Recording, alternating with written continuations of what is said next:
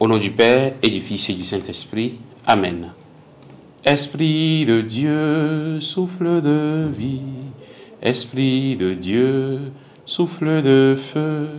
Esprit de Dieu, consolateur, tu nous sanctifies.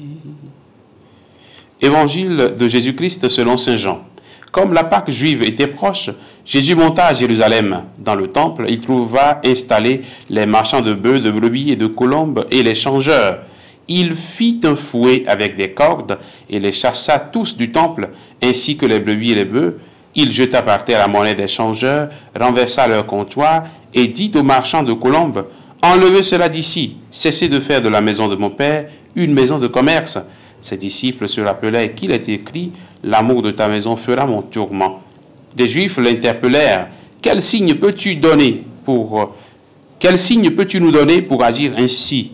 Jésus leur répondit, « Détruisez ce sanctuaire, et en 3 jours je le relèverai. » Les Juifs lui répliquèrent, « Il a fallu 46 ans pour bâtir ce sanctuaire, et toi, en 3 jours, tu le relèverais ?» Mais lui parlait du sanctuaire de son corps. Aussi, quand il se réveilla d'entre les morts, ses disciples se rappelèrent qu'il avait dit cela et crurent à l'Écriture et à la parole que Jésus avait dite. Acclamons la parole de Dieu. Louange à toi, Seigneur Jésus. Bien, chers frères et sœurs en Christ, nous sommes aujourd'hui le samedi 9 novembre et nous célébrons la dédicace de la basilique du Latran.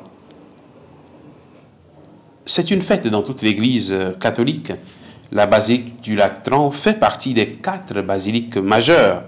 Mais plus, c'est la toute première église construite au IVe siècle, après le temps des persécutions où les chrétiens se cachaient dans les maisons pour célébrer l'Eucharistie. Mais donc, à partir du IVe siècle, les chrétiens seront libres désormais de célébrer leur foi, et c'est dans l'église occidentale la première grande église construite. C'est d'ailleurs la cathédrale du pape qui est l'évêque de Rome. En ce jour où nous célébrons la dédicace de la basilique du Latran, le Seigneur nous invite à revenir à la purification de son temple. Il ne s'agit pas d'abord d'un édifice matériel construit, mais de son corps qui est l'Église. Nous sommes le corps du Christ. Chacun de nous est une pierre vivante qui doit contribuer à la vie de l'Église, à la vie du corps dont le Christ est la pierre angulaire.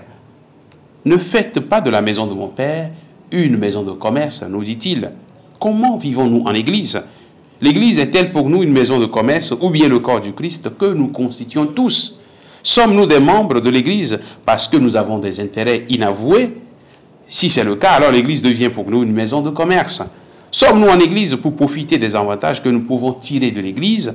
Si c'est le cas, alors elle devient une maison de commerce pour nous. Ou encore, faisons-nous partie des chrétiens qui sont très présents à l'Église juste quand on est dans un besoin pressant et on disparaît quand le problème est résolu? C'est à chacun de nous de construire l'Église en offrant notre corps, en offrant nos pensées, nos énergies, notre personne, notre argent, nos talents en sacrifice agréable à Dieu. Ne nous posons pas la question « qu'est-ce que l'Église fait pour nous ?»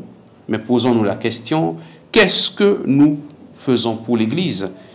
Que faisons-nous pour construire l'Église? Dans tous les sens du terme. Que le Seigneur fasse de nous des pierres vivantes pour son Église, qu'il nous bénisse en ce jour, qu'il fasse de nous des temples vivants. Au nom du Père, et du Fils, et du Saint-Esprit. Amen.